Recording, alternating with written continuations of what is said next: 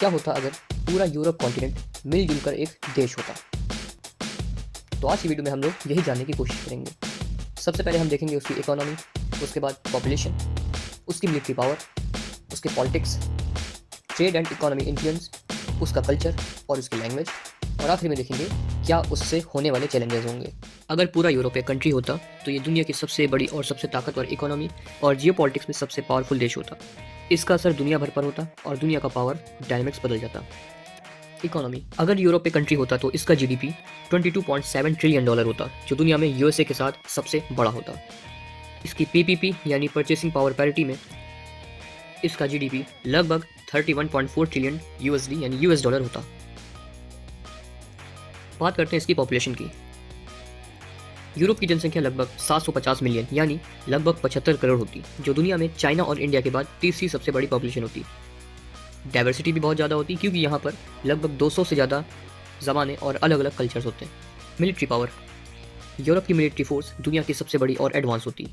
NATO का infrastructure और technology already Europe के पास है ही। अगर ये एक देश होता तो ये दुनिया की सबसे पावरफुल सेना बन जाता। न्यूक्लियर पावर के मामले में रशिया, फ्रांस और यूके के न्यूक्लियर आर्सेनल्स यूरोप के पास ऑलरेडी होते। पॉलिटिक्स, अगर यूरोप एक देश होता तो ये यूनाइटेड नेशंस सिक्योरिटी काउंसिल यानी यूएनएससी का परमानेंट मेंबर भी होता। एक यूनाइटेड यूरोप दुनिया की जियो पॉलिटिक्स में यूएसए और चाइना का सबसे बड़ा कॉम्पिटिटर भी होता।